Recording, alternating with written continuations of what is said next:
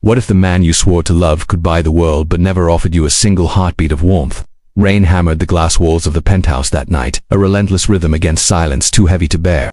The city below glittered like 1,000 broken promises, and inside Alara stood barefoot on the marble floor, staring at the man she once called her husband, Adrian Vale, billionaire, visionary, stranger. He was sitting at the edge of the grand piano, his reflection fractured in the glossy black surface, a glass of untouched whiskey beside him. The sound of thunder rolled through the skyline, but he didn't flinch. Adrian never flinched. He only stared ahead, like a man who could command empires but had long ago surrendered his soul. Alara spoke softly, her voice trembling. "Do you even remember what it felt like to love me?" Adrian looked up, his expression unreadable. "Love," he said, his tone like cold metal. "You and I stopped believing in that a long time ago." The words struck her harder than the storm outside. She turned away, unable to bear the emptiness in his voice. It was the kind of silence that didn't just fill a room, it devoured it. But what neither of them knew was that this night, this cold, quiet fracture was only the beginning. Because love, once buried beneath ice, has a strange way of finding cracks to seep through. Months earlier, before their marriage had decayed into silence, the tabloids called them the perfect union. Billionaire heir marries the daughter of a famous architect. The wedding was a spectacle, the kind that blurred reality into fantasy. Cameras flashed, violins played, and the world whispered that it was a match made in heaven. But behind the smiles and diamond chandeliers, a different story was unfolding, one that no one saw. Their marriage wasn't born from love, it was built from obligation. A merger between two powerful families desperate to protect their legacy. Alara knew this the moment she signed the papers. She wasn't naive, she knew the wedding vows were inked in strategy, not sentiment. But somewhere deep inside she'd hoped that Adrian might see her. Not as a pawn, but as the woman who looked at him and saw more than the fortune he carried. Yet Adrian had built walls so high that even his own heart couldn't scale them. He was known for his brilliance, the youngest CEO in Vale Industries history, a man who could turn failing companies into gold. But success had come at a price. Years of calculated ruthlessness had carved something sharp into him, a distrust of emotion, a belief that feelings were liabilities. To him, love was a business that always ended in bankruptcy. Their home, if you could call it that, stood like a monument to distance, a penthouse with glass walls, white furniture, and not a single sign of warmth. Every morning Alara would wake to find his side of the bed cold. Every night, she'd listen to the sound of the elevator doors closing, carrying him away into another realm of meetings, deals, and silent wars. Still, she stayed, because somewhere in his eyes, those storm-gray eyes that never gave away what they held, she saw a flicker, something fragile, something real. It happened on a night when everything was supposed to end. Adrian had returned home later than usual, rain soaking his tailored suit. He'd found her sitting by the window, sketching. It was something she did to escape, drawing lines that made sense when her life didn't. He didn't say a word, just loosened his tie and poured himself a drink. But then, for the first time in months, he asked, "What are you drawing?"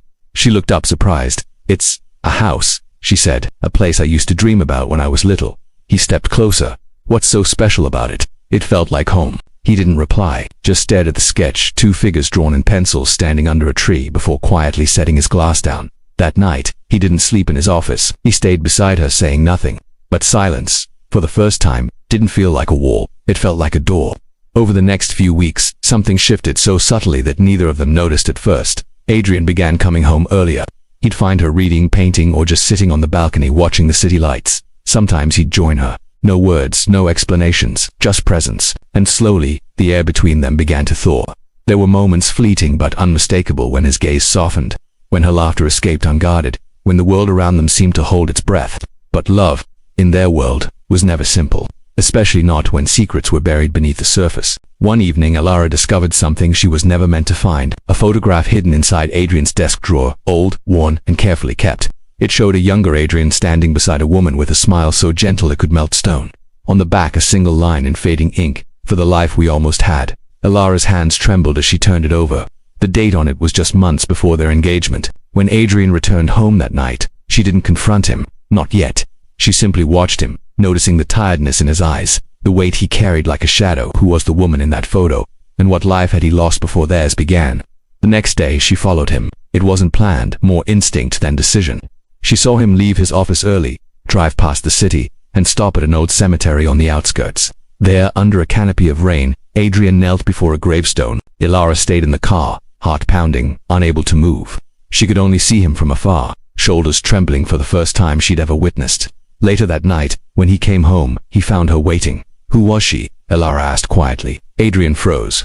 "You went through my things. I had to know. A long silence stretched between them, fragile, suffocating. Then, he spoke. Her name was Liana. She was my fiancée. She died before we could be married. Ilara's breath caught. The way he said her name, it wasn't just pain. It was a wound that had never healed. Up, out. He looked away. Car crash. The night before I proposed. Something in his voice cracked then, like glass under pressure. And in that moment, Ilara understood his coldness wasn't indifference. It was armor. Every deal, every wall, every silence was his way of surviving a love that had ended too soon. For a long moment, neither spoke. Rain began to fall again, soft against the glass. Ilara whispered, "You never stopped loving her." "No," he said, his voice barely audible. "I just stopped believing I could love again." That night, Ilara stood beside the window long after he'd gone to bed.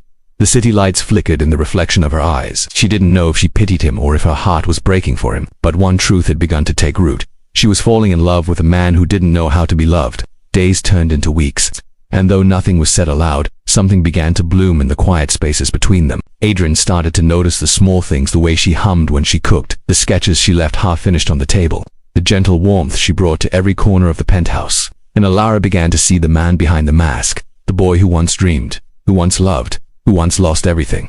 But the world outside their glass walls had no patience for fragile beginnings. Rumors began to circulate, whispers of a hostile takeover, of betrayal within Vale Industries. Adrian grew distant again, colder, more guarded. His empire was on the brink, and once more he retreated into the only thing he trusted, control.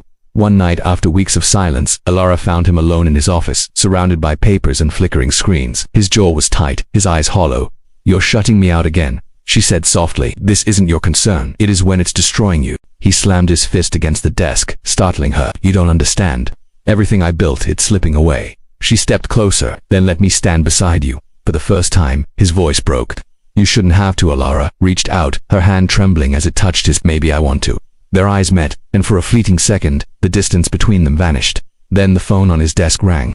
He hesitated, then answered. His expression changed from weariness to something darker. When he hung up, he turned to her, face pale. "What happened?" she asked. Adrian's voice was low, haunted. "Someone sold confidential data from the company. Someone close, and they used your name." Ilara froze. The storm outside raged harder, lightning splitting the sky in half. And in that instant, the fragile thread that had begun to bind them trembled on the edge of breaking. Was she being framed? Or had Adrian's trust already been betrayed long before it began? She looked at him, searching his eyes for belief, for love, for anything that could anchor her. But all she saw was doubt. And just like that, the warmth they had found began to fade, leaving behind only the cold echo of everything they might have been.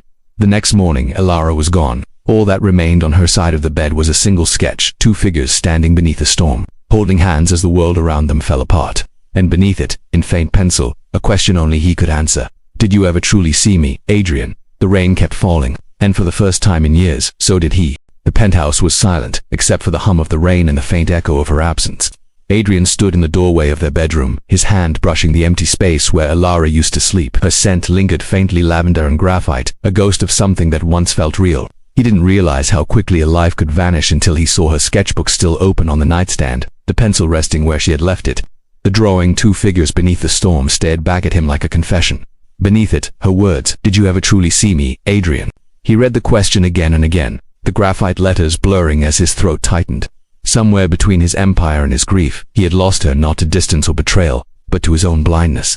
For 2 days, no one knew where she was. The press had caught wind of the scandal, leaked documents, whispers of espionage. Adrian Vale, the billionaire who could control everything except his own story. Headlines called it the fall of the Ice King. Anonymous sources painted Ilara as the traitor who sold him out. He denied it publicly, of course, but inside, doubt clawed at him.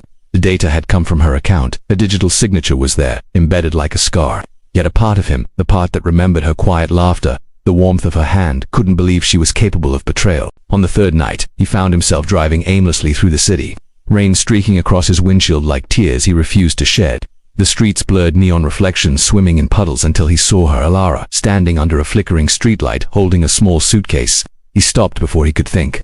She turned slowly, eyes meeting his through the rain. There was no fear there, no guilt, just exhaustion. He got out, letting the rain soak through his shirt, and walked toward her. "You left," he said, his voice breaking the silence. "You already did," she replied softly. The words hit harder than he expected. He searched her face, the way the water traced her cheekbones, the way her lips trembled slightly though her eyes didn't. "Tell me it wasn't you," he whispered. "Tell me you didn't sell me out." Ilara looked at him for a long time. "Would you believe me if I did?" He hesitated. And that hesitation, that single heartbeat of doubt, was louder than any accusation. She smiled faintly, a bitter kind of grace. "That's your answer then?" When he reached for her, she stepped back. "Don't," she said. "You'll only make it harder." And then she was gone again, swallowed by the city, leaving him standing in the rain with nothing but questions. In the days that followed, Adrian tried to bury himself in work, but every document, every board meeting, every late-night phone call felt hollow. His world was unraveling from the inside out. The board demanded answers, investors threatened to pull out, and somewhere beneath the chaos, he began to sense that the leak was bigger, calculated, deliberate. Someone wanted him destroyed. It wasn't until his assistant, Noah, handed him a file that the first crack of truth appeared. "Sir," Noah said carefully, "this might interest you. The metadata from the leaked documents, it was altered. Timestamps don't match Elara's login history." Adrian froze. Meaning whoever did this used her access but not her hand. For the first time in weeks, something inside him stirred anger. Yes, but also something sharper. Hope. He dismissed the meeting and sat alone in the dim office, fingers tracing the edge of the file. He could still hear her voice. "Would you believe me if I did?" He hadn't, and that was his greatest mistake. By morning, he made a decision. He would find her, not just to ask for forgiveness, but to understand. The search took him beyond the polished glass towers of Vale Industries into places he'd long forgotten existed: quiet art studios, coastal towns, neighborhoods without cameras or pretense. He found her name in fragments, receipts, whispers, a painting signed with her initials in a small gallery by the sea. When he finally found her, it was in a small village 2 hours north of the city. The air smelled of salt and rain, the kind of place where no one asked questions and the ocean drowned every secret. Elara was standing on a pier, sketching the horizon. Her hair was tied loosely, wind-tossed, her hands smudged with charcoal. For a moment, he just watched her. She looked freer, lighter, somehow, and it struck him. Perhaps he'd never really seen her until now. When she turned and saw him, she didn't look surprised, just tired. "You shouldn't be here," she said quietly. "I had to be." Silence. The waves crashed below them, relentless and steady. "I know you didn't do it," he said finally. "The leak, it wasn't you." Her expression didn't change. "And what made you decide that now?" "Evidence." She smiled sadly. "You always did need proof before you could feel." He stepped closer. "I was wrong, Elara, about everything." She looked away, eyes on the sea. "I loved you," she said simply, "even when you couldn't love me back. But you can't keep building walls and then blame people for not breaking them down." He swallowed hard. "I don't know how to be different." Then start by not running from the truth. He wanted to tell her he was trying, that losing her had ripped through the armor he'd spent years building. But words felt too small for everything he carried. Instead, he handed her a small folder, the file Noah had given him. "This is everything I know. Whoever set you up, they're still close to me. Someone inside the company." She took it hesitantly. "And why show me this?"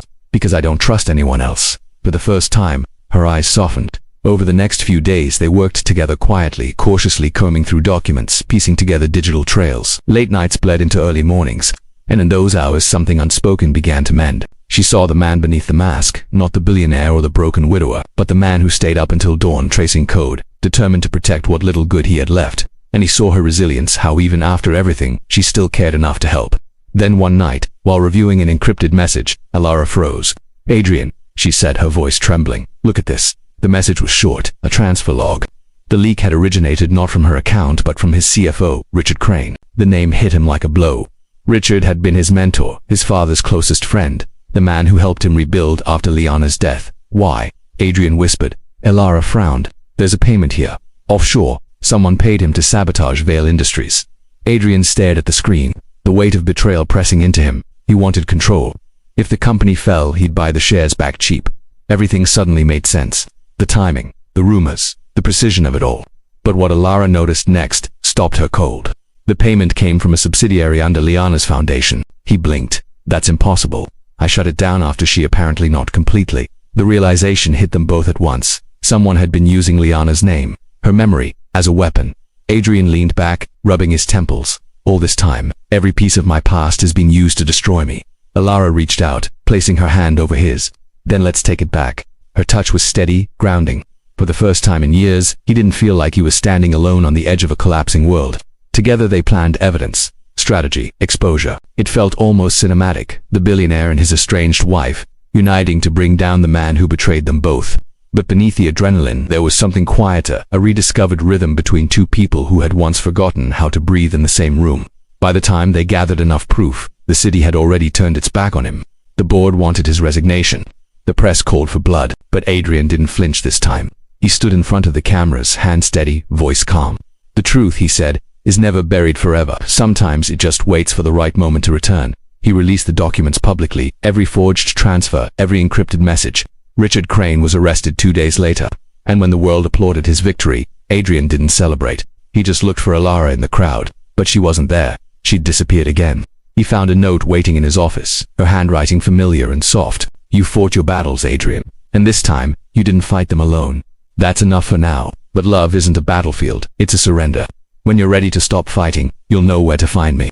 He folded the note, pressing it against his chest. For the first time in his life, the silence around him felt different, not empty, but patient. Weeks passed, the company stabilized, the press moved on, but the ache remained, quieter, deeper, like an unfinished song. One evening he drove back to the village by the sea. The sun was setting, the sky bleeding into shades of gold and violet. There she was on the same pier, sketchbook in hand, hair dancing in the wind. He approached slowly. "You came back," she said without looking up. "I never really left," he murmured. She turned to him then, eyes catching the last light of the day. "So, are you ready?" He nodded. "To surrender." The words hung between them, fragile, sacred. And when he reached for her this time, she didn't step away. The ocean roared beneath them, wild and endless, as if the world itself exhaled. In that moment, it wasn't about redemption or power or even forgiveness. It was about the quiet truth that had always waited beneath the storm, that sometimes, falling in love doesn't happen in the beginning. It happens after every ending. But as the tide rose, a shadow moved across the horizon, a figure watching from the distance, unseen by either of them. And somewhere far away, an encrypted message blinked to life on a forgotten server, bearing a single line. Phase 2 has begun. The waves swallowed the sound. The night descended, and love, fragile, reborn, and trembling, stood once again on the edge of war. The sound of the ocean had become their language, a rhythm that replaced words they didn't yet know how to say. Days bled into each other in the small coastal town where time seemed to stand still. Adrian and Alara lived quietly, almost anonymously. No cameras, no board meetings, no watchful eyes. Only the tide, the sketches she drew in the sand, and the man who was learning what silence could mean when it wasn't made of distance. At first it was fragile, the kind of peace that felt like walking barefoot over glass, careful, deliberate, uncertain. But slowly, something inside Adrian began to soften. He found himself watching her when she worked, her concentration fierce and gentle all at once. He learned that she liked her coffee too strong, that she hummed old songs when she painted, that her hands shook slightly when she was moved by beauty. And Alara watched him too, the man who once commanded boardrooms, now quietly mending a broken boat, the billionaire who'd forgotten how to breathe, learning again beside her. For a while it almost felt like redemption. But peace, for people like them, never lasts long. It began with a call, a number Adrian didn't recognize, a voice that sounded too calm to be ordinary. "Mr. Vale," the man said, "it's been a while. I see you found your little refuge." Adrian froze. "Who is this?" The line crackled. "Someone who thought you'd appreciate knowing that Richard Crane wasn't acting alone. You've only cut one head off the serpent." Before Adrian could speak, the voice continued, low and deliberate. "Check the foundation again. Liana's name was only the beginning." Then the line went dead. He stood there, phone pressed to his ear, staring out at the endless horizon. The sea suddenly felt colder. That night, he didn't tell Alara about the call. He couldn't, not yet. She had finally begun to smile again, and he wasn't ready to take that from her. But his sleep was haunted by numbers, by faces, by the echo of that name. Liana. The next morning he drove into the nearest city under the pretense of handling residual business. In truth, he went to find answers. He accessed old archives, corporate records, financial transfers, encrypted accounts tied to the foundation. What he found chilled him. The foundation wasn't dormant. It had been quietly active for months, funneling funds through shell companies connected to multiple Vale subsidiaries. Each transaction was small enough to escape scrutiny, but together they painted a picture. Someone was rebuilding something inside his empire in his late fiancée's name. And one name appeared again and again at the edges of the trail, Alara Vale. For a long time, he just stared at the screen. The pattern couldn't be coincidence, but it didn't make sense either. Why would she? No, he stopped himself. He'd made that mistake once before, believing evidence without understanding the person behind it. But the doubt, that quiet serpent, was already awake. When he returned to the cottage, Alara was on the porch, barefoot, watching the sunset. "You were gone all day," she said softly. "Had to take care of some loose ends," he replied, forcing a calm he didn't feel. She studied him, eyes searching. "You found something?" He hesitated, then shook his head. "Just old ghosts." She didn't press, but her gaze lingered longer than usual. She'd learned how to read his silences. That night, as she slept, Adrian sat alone by the window, the ocean whispering outside. He opened his laptop and stared again at the files. Transfers, signatures, the dates aligned too neatly, each transaction coinciding with moments when Alara had disappeared during the investigation. He tried to tell himself it was coincidence. He wanted to believe it, but belief had never come easily to him. The following morning, she found him sitting there, eyes hollow from sleeplessness. "You're hiding something," she said quietly. He looked at her, and for a moment every word he could have said felt like glass in his throat. "Someone's using your name again," he finally admitted. Through the foundation, her eyes widened slightly. "You think it's me? I didn't say that, but you thought it." He opened his mouth, but the silence between them said it all. Alara stepped back, the wind lifting her hair. "After everything, after you saw what happened last time, you still don't trust me." "It's not about trust, it's about patterns," he said, voice sharp with frustration. "And patterns don't lie." Her voice trembled, not with fear but with fury. "People aren't patterns, Adrian." Then she walked away, barefoot across the sand, until her figure dissolved into the fog. For hours he sat there, the sea growing restless, as if mirroring the storm inside him. The air smelled of salt and regret. Later, when she returned, she didn't speak. She simply handed him her sketchbook, the one she carried everywhere, and left it on the table before retreating into their room. He opened it hesitantly. The first pages were drawings of the coast, their cottage, the sea. But as he flipped through, the sketches changed. Faces, buildings, a map. Each page seemed to tell a story, until he reached the last one. It wasn't a drawing, it was a blueprint, a detailed rendering of a data center, one he recognized immediately. It was the same facility Vale Industries used to store its encrypted archives.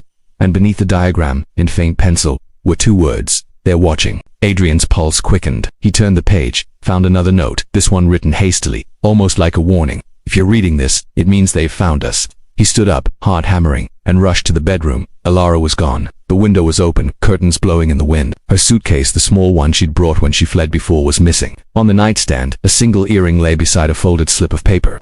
"Don't look for me. Please trust that this time, it's for you." For a long moment, Adrian couldn't breathe. He drove 4 hours that night, through rain-slicked roads and empty highways, searching for something that didn't want to be found. Every shadow looked like her. Every echo whispered her name. Eventually, exhaustion forced him to stop at a small gas station near the edge of the city.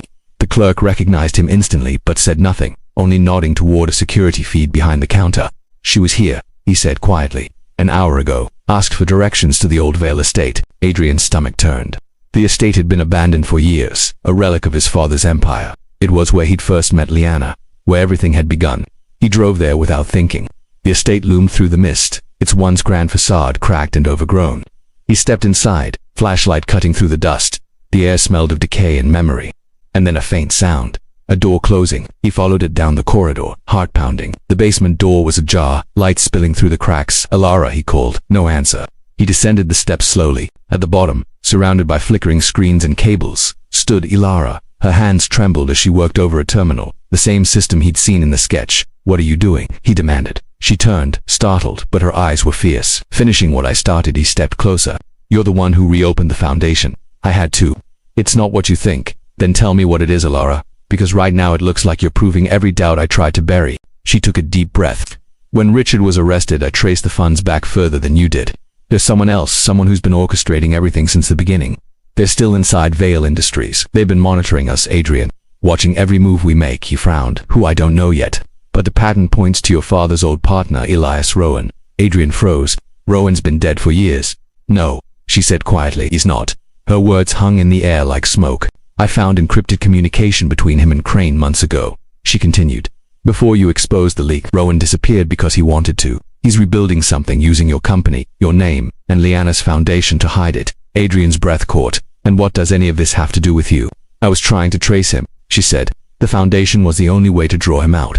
That's why I left." He stared at her, the truth slicing through every doubt. "You were protecting me," Alara nodded, "but I couldn't tell you. If you knew, they'd have found us sooner." The room fell silent, except for the hum of the servers. Adrian stepped closer, guilt flickering through him. "I thought you were running from me again." "I was running for you." Her voice broke slightly on the last word. Before he could respond, a screen behind her flickered and a face appeared. Elias Rowan, older now, but unmistakable. "Well," Rowan said, his voice smooth, almost amused. "The lovers reunite at last." How poetic. Alara tensed. Adrian instinctively moved between her and the monitor. "You're alive," Adrian said. "Oh, very much so. Death was simply an opportunity. What do you want?" Rowan smiled faintly. "The same thing I've always wanted, the Vale legacy. You never deserved it, Adrian, but don't worry, you've given me something better." His eyes flicked toward Alara. Her Adrian's hands clenched. "You touch her, and oh, I already have." Rowan interrupted, his grin widening. "You see, she's been my greatest creation. Every move she made, every file she accessed, I let her, because she was leading me straight to you. Elias's breath hitched. You're lying. Am I? Rowan tilted his head. Who do you think funded your art residencies, your scholarships? Every door you walked through I opened. You've been part of this game far longer than you realized. Elias's face went pale. Adrian looked at her, disbelief and fear colliding. Is that true? I didn't know, she whispered. I swear, I didn't, but her voice trailed off as the screens flickered, Rowan's face dissolving into static. Then, darkness. Somewhere in the distance, the power surged, and the basement trembled. Adrian grabbed her hand. We have to go. As they ran through the corridors, dust falling from the ceiling, the truth clawed at them both, that every step forward had been guided by invisible hands, that love, in their story, had never been separate from the trap. Outside, the night air was sharp with rain and electricity. The estate burned behind them, flames curling through broken windows like a requiem. Elias stood staring at the fire, tears cutting paths through the soot on her face. If he's right, if I was part of this all along. Adrian turned her toward him, his voice fierce. Then we find the truth together. No more running, no more walls. But as the firelight reflected in his eyes, she saw something shift. Not fear, but a terrible understanding. Because beneath the chaos, she remembered one detail from Rowan's files, a line buried in the data, a clue she hadn't wanted to believe. The Foundation's first beneficiary, long before any of this began. It wasn't Liana, it was Adrian. The wind roared around them as realization struck her like lightning. Maybe the trap hadn't been hers to fall into. Maybe it had always been his. The flames devoured the estate in slow motion, each crack of burning timber echoing through the night like a heartbeat coming undone. The wind carried the scent of smoke and salt water, wrapping around them in waves that blurred the line between heat and cold. Elias's hand was trembling in Adrian's, but neither of them moved. They just stood there, staring at the fire, two silhouettes caught between ruin and revelation. His name, her mind replayed it over and over. Adrian Vale, the first beneficiary. The information pulsed like a living thing in her head, but she couldn't speak. Not yet, not when his eyes were still fixed on the flames, reflecting both fury and something else, fear. When he finally spoke, his voice was low, almost distant. He wanted us to find that place. He said he wanted this to happen. Elias turned toward him. You think Rowan planned all of this? I don't think, Adrian murmured. I know. He watched the fire die down, the embers crackling like dying stars. Every piece of this, from Liana's death to the Foundation to you and me, it's all been orchestrated. The words cut through her. You think I was part of it? No. He turned to face her, his expression unreadable. But I think we both were long before we met. A long silence stretched between them, the storm pressing closer from the sea. The wind howled against the cliffs, scattering ash into the air like dark snow. They drove through the night without speaking, the road stretching ahead like a ribbon of shadow. The rain began again, thin at first, then relentless, blurring the headlights into streaks of white. Elias kept glancing at him, at the way his hands gripped the steering wheel too tightly, the muscle in his jaw twitching as if holding something in. Finally, she whispered, "There's something I need to tell you." Adrian didn't look at her. She hesitated, watching the road vanish beneath the rain. When I traced Rowan's communications, I found something, a file. I didn't want to believe it, so I buried it. But it's about you, Adrian. His knuckles whitened. Go on. The first transfer from the Foundation, the first name listed under beneficiaries. It wasn't Liana, it was yours. The car slowed, the sound of the rain growing louder in the sudden quiet. What are you saying? She met his gaze. I think you were the real target all along, but not just your company. You. Adrian's voice was calm. To calm. Explain. Elias's voice wavered. Rowan was obsessed with your father's empire. Yes, but he was also obsessed with you. Every deal, every acquisition, every success you've had, it's all been connected to shell corporations that trace back to the Foundation. Your Foundation. Someone has been financing you without your knowledge, steering every decision you thought was your own. He shook his head. That's impossible. I wish it were. He pulled over, the car idling on the shoulder. Rain drummed against the windshield, sharp and cold. You're saying my entire career was a fabrication. Not fabricated, she said softly. Controlled. Adrian stared out into the darkness, his reflection fractured in the wet glass. The storm outside looked almost alive, breathing with the same rage that was building in his chest. He built me, he whispered, more to himself than to her. Rowan built me just to tear me down. Elias reached for him, but he pulled away, stepping out into the rain. She followed him, shouting over the wind. Adrian, listen to me. He turned, his voice breaking. How do I fight someone who's been inside my life since before I knew it was mine? You don't fight him alone. He looked at her, rain running down his face, mingling with the quiet tremor in his breath. And what if that's exactly what he wants? For us to keep fighting until there's nothing left of us to save. The storm intensified, lightning flashing across the ocean behind them. The world felt suspended, every sound swallowed by wind and thunder. When they finally returned to the cottage, the power was out. The only light came from the faint glow of the laptop battery as Elias opened it, her fingers trembling. She pulled up a file she'd hidden deep in an encrypted folder. Here, she said. Look, The screen showed a network diagram, lines and nodes connecting names, companies, accounts. In the center, Vale Industries.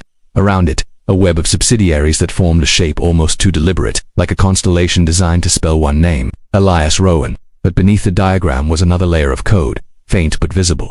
Alara zoomed in, her brow furrowing. Wait, that's not right. What are these coordinates? This isn't a server address. It's a location. She copied it into a map application.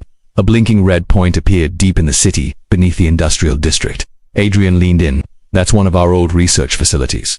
No, Elias said quietly. It's not yours anymore. It's registered under a different name now, our Industries. Rowan Industries. The air seemed to thicken between them. Adrian closed the laptop. Then that's where we go. Alara hesitated. It's too dangerous.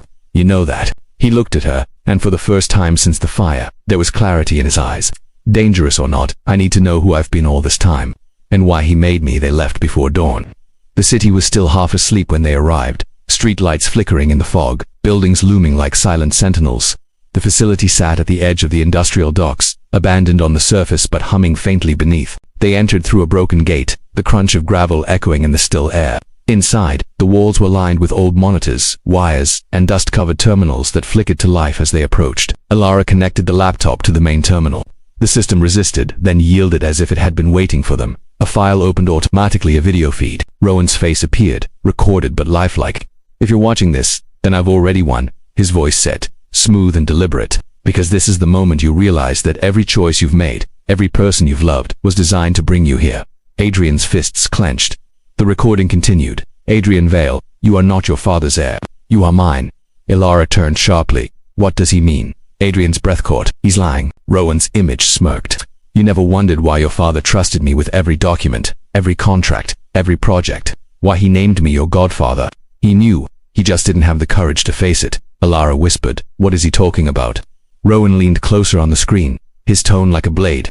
You were adopted, Adrian. Not by chance, by design. Your father couldn't have children, so he bought one. The words hung in the room, sharp and heavy. Adrian's heartbeat roared in his ears. He could hear nothing else. No, he said, his voice shaking. No, that's... Alara stepped forward, her hand trembling as she touched his arm. Adrian, but he pulled away. Eyes locked on the screen as Rowan continued. You were the first experiment of the Vale Rowan Initiative. A child selected, trained, molded to perfection. You were never meant to lead. You were meant to prove I could build a man who could.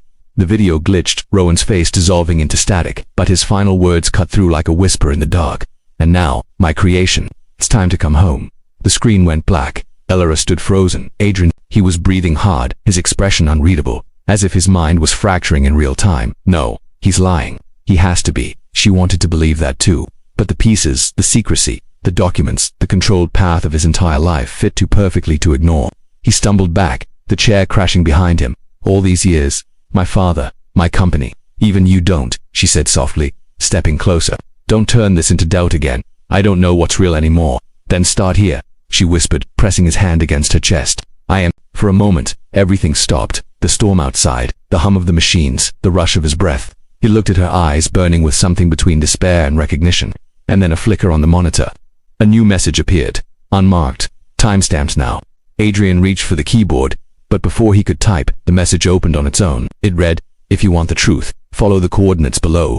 Bring her alone. Alara's breath caught as she saw the coordinates. It wasn't another facility. It was the cliffs, the same place where Liana's car had crashed all those years ago. Lightning flashed through the room, momentarily cutting power. When the lights returned, one of the screens had changed. A live feed. A camera pointed at a single object by the cliff's edge, a black box, small and waiting, and beneath it carved into the rock, words only visible in the flicker of light. Everything you were began here. Everything you are ends here.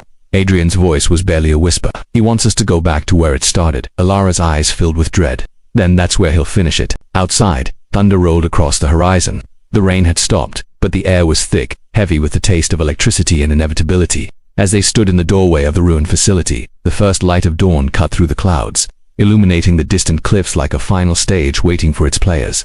And though neither spoke, both knew what the other was thinking, that the storm wasn't over. It was only gathering strength.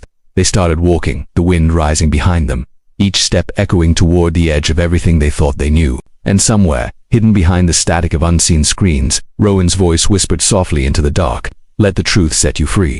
The cliffs were silent when they arrived, too silent, as if even the ocean had been holding its breath. The air carried the metallic scent of rain and salt, sharp and heavy, clinging to their clothes as they stepped out of the car. The world around them was painted in hues of ash and dawn, the sky fractured into ribbons of gray. Far below, the tide crashed against the rocks in slow, deliberate rhythm, a heartbeat of something ancient and inevitable. Ilara's eyes locked on the black box resting near the edge. It was smaller than she expected, unassuming, its surface slick with the last traces of rain. A single red light blinked on it, pulsing faintly like it was at first. His gaze drifted over the place, the twisted guardrail still bent from the crash years ago, the burn marks etched into the stone where fire had licked the night. The memory of Liana's death lived here, breathing in the wind. He whispered, almost to himself, "She died right here." Ilara nodded. "And he wants you to see it again." The sound of her voice seemed to pull him back to the present. He walked slowly toward the box, his reflection breaking apart in the slick rock. When he knelt beside it, he could see the engraving faintly along its edge, property of Rowan Foundation. He pressed his hand against the soft hiss. Inside there was a drive, small, silver, and wax. Adrian reached for it, but Ilara's hand caught his. What if it's another trap? He looked at her, the wind whipping his hair across his face. At this point, I'd rather face the truth than keep breathing inside a lie. He broke the seal. The paper inside was thin, almost translucent. The handwriting was unmistakable. Rowan's. "If you are reading this, then I am already gone. But you must understand death was never the end for me." Adrian's pulse quickened as he read on. "You were the proof that emotion could be constructed, that loyalty, ambition, even love could be engineered. I didn't give you a company. And I embedded that design in something I could—" His eyes froze on the word her. Ilara felt the chill crawl up her spine. He can't mean— Adrian continued reading, voice shaking. "You think she found you by chance, that her investigation was her own? No, my son. She was sent to you. I placed her in your world to see if the experiment would work, to see if love could be born from programming." Ilara stumbled back. "That's not true," she said quickly. "He's lying again." But Adrian wasn't looking at her. His eyes were on the final line. "Ask her about the day we met. She remembers more than she has told you." Ilara slipped from his hand, carried by the wind, spinning out toward the sea. "Tell me it's not true," he said quietly. He shook her head. "I don't know what he's talking about." "Don't lie to me, Ilara." Her voice broke. "Adrian, please." He stepped closer, his voice rising with the wind. "Tell me what he meant." She looked down, tears stinging her eyes. "It was before you ever met me. I was part of his research team. I didn't know what I was working on, not at first. I thought it was just neural data analysis, behavioral mapping." He called it the Cadenza Project. Adrian's face hardened. "And you didn't think to tell me this before?" "I didn't remember," she cried. He erased it. "All of it. When I started digging into his foundation, fragments came back, flashes, nothing more. I thought they were dreams." He turned away, staring into the distance where the horizon split the sea from the sky. "Just like him." Ilara stepped forward, her voice trembling. "I found you because I needed to know if what he created could ever become real, and it's that anything between us wasn't just code." The silence between them deepened, filled only by the roar of the waves below. Finally, Ilara reached into a pocket and pulled out a small black key. "There's one last file," she said. "If we plug this into the drive, it might explain everything." He stared at it for a long moment, then took it. Together they inserted the drive into her laptop. The screen flickered to life, the sound of static filling the air before a video began to play. It wasn't Rowan this time. It was Liana. Her face was pale, her eyes hollow with exhaustion. The background was the same laboratory from the photos, the one beneath the city. "If you're watching this," she said, "then the truth has already started unraveling. Rowan's project wasn't about creating power. It was about replicating emotion. He believed love was a chemical algorithm, one he could reproduce, sell, and control. But he needed test subjects to people built on his design." Adrian's breath hitched. Liana continued. "He chose you because of your mind, because you were predictable in every measurable way, and he chose her." The camera shifted. Ilara's face appeared, younger, her hair tied back, her eyes empty and glassy, because she was the perfect emotional counterpoint. The screen glitched, static tearing across the image. Then Rowan's voice overlapped hers. "The moment the two of you meet, the experiment begins." The video ended. "No," she whispered. "All this time we were living inside his experiment." Lightning cracked across the horizon, illuminating them both in stark white light. Ilara looked up at him, tears streaming down her face. "But he didn't win. Whatever he made, it changed when I met you. He couldn't predict this." Adrian turned toward her slowly, his eyes burning with something raw, disbelief, pain, and somewhere beneath it, love. "You really believe that?" She nodded. "I know it." The wind whipped between them, carrying away her words. He stepped closer. "Then prove it." Ilara looked at the drive still connected to the laptop. "There's one last file, but once I open it, there's no going back." "Then open it," he said. She did. The file was encrypted with a single passphrase prompt. Adrian typed Rowan, then Liana, then Ilara, nothing. Finally he typed truth. The file unlocked. A final video played. Rowan again, older now, sitting at a desk in what looked like the same cliffside where they stood. His tone was quiet, almost tired. "I knew you'd come here," he said, "and I knew you'd hate me for it. But what you don't understand, Adrian, is that I built you to survive me. The experiment was never about control, it was about choice. I needed to know if love could exist even when it was born from manipulation. And if you're still together now, then I have my answer." He leaned forward, his face softening. "You're free, both of you. But remember this, freedom is only real when you forgive the lie that gave it meaning." The screen went black. Ilara's shoulders trembled. He wanted to see if we could love beyond what he made of us. Adrian sank to the ground, the wind tearing through his hair. "And we did." She knelt beside him, pressing her forehead to his. "Then let that be the end." The storm began to break, the clouds thinning as dawn spilled across the horizon. For the first time, the sea looked calm. Adrian reached out and took the drive, holding it over the cliff. "Everything he built ends now." Ilara nodded. "Let it go." He dropped it. The silver drive fell through the air, catching the morning light before vanishing into the waves below. The sound of it hitting the water was soft, almost peaceful. For a long time they just stood there watching the tide erase the past. Ilara finally spoke, her voice faint but steady. "Maybe we were both created to fall in love. But everything that came after, that was ours." Adrian looked at her, the first real smile breaking through the exhaustion. "Then maybe that's what being human is, finding truth in what was never meant to be real." She took his hand, and choosing it anyway. The wind slowed. The sun rose fully now, scattering gold across the cliffs, lighting their faces like a benediction. For the first time in years, Adrian felt something pure, not programmed, not predicted, just present. He turned to Ilara. "What do we do now?" She looked out over the endless sea, her hair dancing in the light. "We live. The rest of it, the story, the lies, the empire, it all burns away." Behind them, the last of the clouds drifted apart, revealing a sky unbroken and clear. The ocean breathed. And somewhere far below, the waves carried away the final fragments of Rowan's legacy until nothing was left but light, wind, and two souls standing at the edge of the world, finally free. But the silence it left behind was not emptiness. The sun lingered low over the sea, spilling its warmth across the cliffs like liquid gold. The waves below had softened into murmurs, their rhythms slow and deliberate, washing over the rocks with the patience of something eternal. The world that had once trembled beneath storms and revelations now stood still, fragile, luminous, and real. Ilara and Adrian hadn't moved for what felt like hours. The wind brushed through the grass around them, cool and quiet, and every now and then, the horizon flickered with the last traces of the receding tempest. It felt as though time had paused to let them breathe. For the first time, the silence didn't ache, it healed. Adrian's gaze lingered on the sea where the drive had disappeared.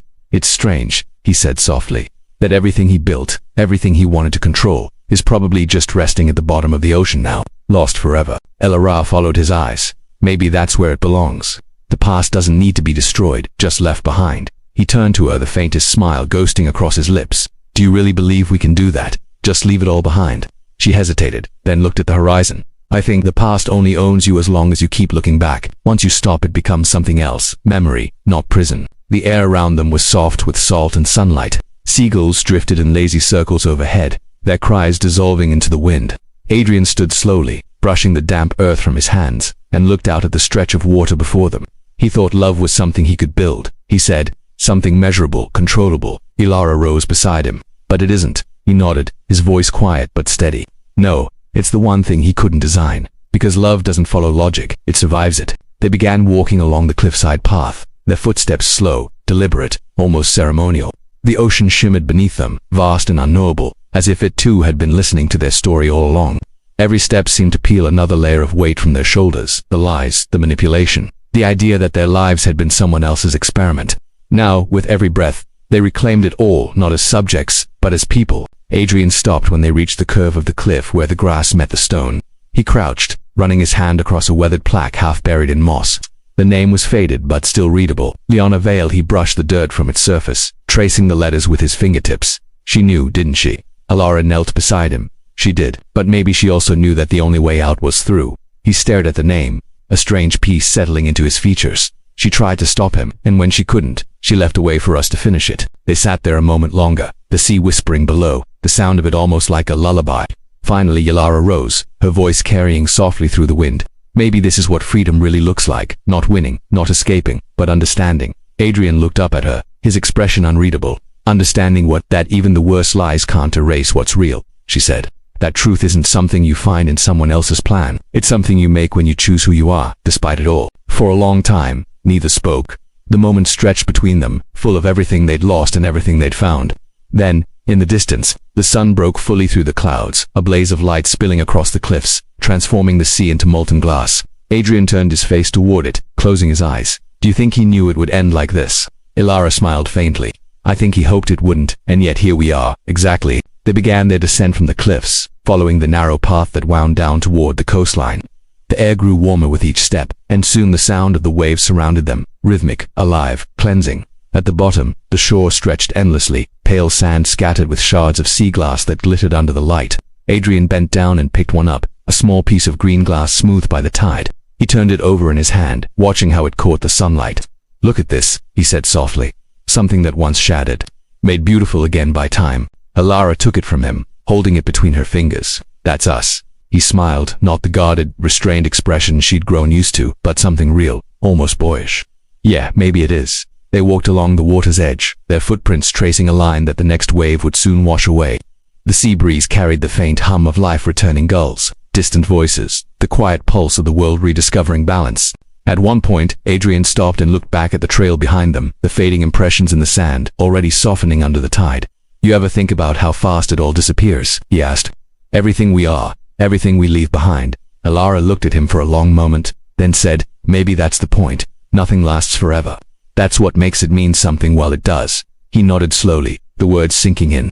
Maybe that's what Rowan could never understand. He wanted permanence, control, but love. Love was never meant to be owned, she finished. He turned to her, his eyes clear now, no longer haunted by the shadows of the man who made him. Then let's not try to own it either.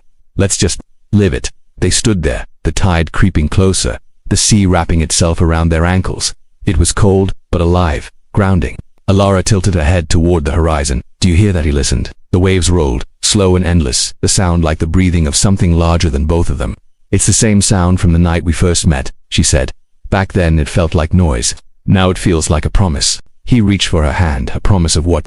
That even after everything breaks, she whispered, life still finds its rhythm. The world around them seemed to quiet then, even the sea hushed for a heartbeat. The sunlight caught her hair, the air filled with the scent of salt and warmth. In that moment, nothing else existed but the present. Adrian leaned close, his voice barely above the whisper of the waves. You know, sometimes I think we were never supposed to survive him. Ilara smiled gently. Then maybe surviving him wasn't the miracle. Maybe the miracle was finding each other because of him. A long pause followed, soft and weightless. He looked out at the horizon again. Do you ever wonder what's next for us? Every day, she said, but maybe it's not about what comes next. Maybe it's about what we carry forward. He frowned slightly, curious. And what do we carry? She turned toward him, her eyes steady and bright. The proof that love doesn't need to be perfect to be true. It just needs to be chosen. He let her words settle in, the simplicity of them more profound than anything Rowan had ever tried to create. The tide reached their feet again, erasing the last trace of their footprints. Ilara looked down at the shifting sand. Sea gone already. Adrian nodded, but we were here. The wind picked up again, swirling around them with a gentleness that felt like a benediction. The sky stretched wide, endless, open, no longer the ceiling of a lab or the shadow of a legacy, but a horizon they could finally walk toward. As they turned away from the water, climbing back toward the narrow road that led inland, Ilara glanced over her shoulder one last time. The ocean shimmered like a mirror, holding all their secrets and setting them free at once. She whispered more to herself than to him. Maybe every story that begins with lies ends with truth, if we're brave enough to face it. Adrian looked at her, his voice low. And if we're not? She smiled faintly. Then we keep walking until we are. They reached the car just as the light began to fade. The world bathed in the soft blue of early evening. Adrian opened the door, then paused, looking back toward the horizon one last time. The cliffs were barely visible now, just dark outlines against the fading sky. He exhaled slowly. For the first time, I don't feel like I owe him anything. Ilara nodded. That's because you don't. You never did. They got into the car, the sound of the engine blending with the steady rhythm of the sea behind them. As they drove away, the last of the light vanished into dusk, and for a brief, fleeting moment, the world felt suspended between what had been and what was still possible. Neither spoke. There was nothing left to explain. The road curved through the valley, flanked by wildflowers swaying in the twilight. Adrian reached over and took her hand, not out of need or uncertainty, but out of quiet understanding. And in that silence, something profound lingered, the echo of everything they'd survived, everything they'd lost, everything they'd become. The storm was gone. The experiment was over. What remained was something no one could design, something human. And as the headlights disappeared into the deepening night, the world whispered its own question back to them, the kind that doesn't need an answer, only reflection. If love can be built, Does it make it less real, or does the choice to believe in it make it more so? The sea gave no reply. Only the sound of the wind carried on, endless and alive, as if their story was still being written somewhere beyond the edge of the horizon.